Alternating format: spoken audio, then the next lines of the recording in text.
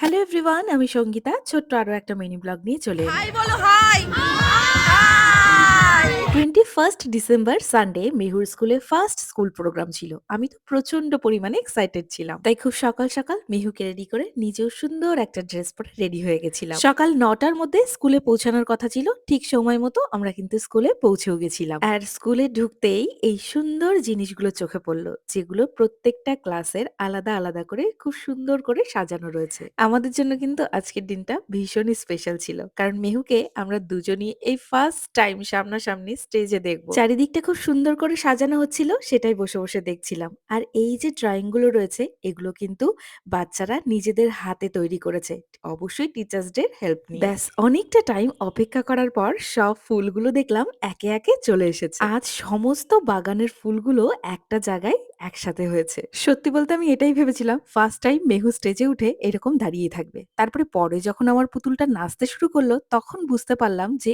ও ওর মিউজিকের জন্য ওয়েট করছিল। সত্যিই তো, মিউজিক ছাড়া কি নাচ হয় বলো?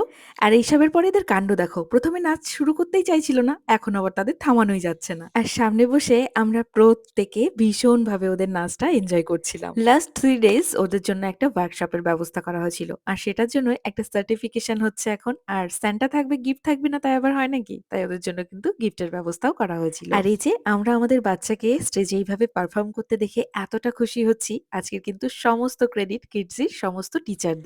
একটা মনে রাখার মতো সুন্দর দিনে সুন্দর সুন্দর মুহূর্ত কাটালাম। আর এই ছোট্ট ছোট্ট বাচ্চাগুলো কত অল্পেতে খুশি হয় দেখো। একটা চকলেট পেয়ে ওরা যেন বিশ্ব ব্রহ্মাণ্ড পেয়ে গেছে। আর ওদের এই খুশিতেই আমরা খুশি। আর মাত্র কয়েকদিনের অপেক্ষা, তারপরে নতুন আরো একটা বছর। তবে একদম প্রোগ্রাম শেষে কেক কাটিং সেলিব্রেশনটাতে আমরা থাকতে পারিনি, অনেকটা বেলা হয়ে যাচ্ছিল, তাই সবাইকে টাটা করে সোজা বাড়ি।